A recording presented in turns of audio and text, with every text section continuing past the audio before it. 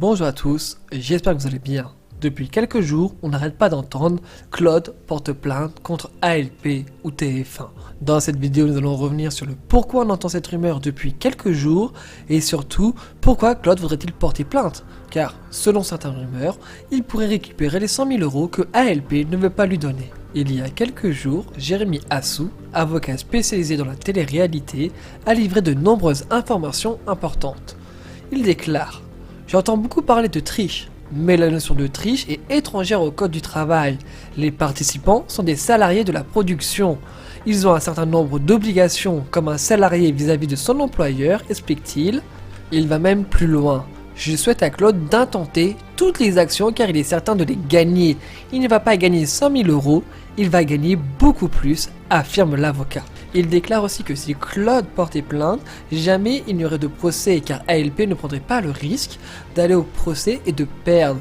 Parce qu'en fait, il ne risque pas que le droit du travail, mais aussi le droit pénal. Et du coup, les dirigeants d'ALP pourraient se retrouver en prison et jamais ils prendraient le risque. Mais du coup, par rapport à toutes ces rumeurs, qu'est-ce que Claude dit? Car c'est quand même important, beaucoup de gens parlent pour lui, mais lui, il n'avait pas pris position encore dans les médias jusqu'à maintenant. Hello tout le monde, ce soir je m'adresse à vous qui me soutenez et suivez depuis tout ce temps. Je vais encore sortir dans les médias papier et TV beaucoup d'infos. La dernière saison de ce jeu magnifique qu'est Koh-Lanta vient de se terminer. Une saison particulière, c'est certain, mais une saison encore une fois pleine d'expériences, de rêves et de défis. Ce jeu reste pour moi unique et c'est pour cela que je l'aime tant. Mais il reste un jeu. Je ne souhaite pas rentrer dans une justification permanente et souvent inutile, tant les informations sont farfelues. Certains vont même jusqu'à inventer qu'ils m'ont eu au téléphone. Et puis surtout, vous me connaissez, je me concentre sur le positif, sur l'essentiel. Alors pour la faire courte, je ne suis en guerre avec personne, ni la production, ni TF1. Je ne compte porter plainte contre personne. Je respecte le travail et la décision de ALP, TF1 et ALJO officiel. J'ai vécu des aventures incroyables, j'espère en vivre encore d'autres et j'encourage tout le monde à vivre les mêmes, car elles font grandir et gagner en sérénité. C'est pour cela qu'en cette fin d'année, concentrons-nous sur l'essentiel.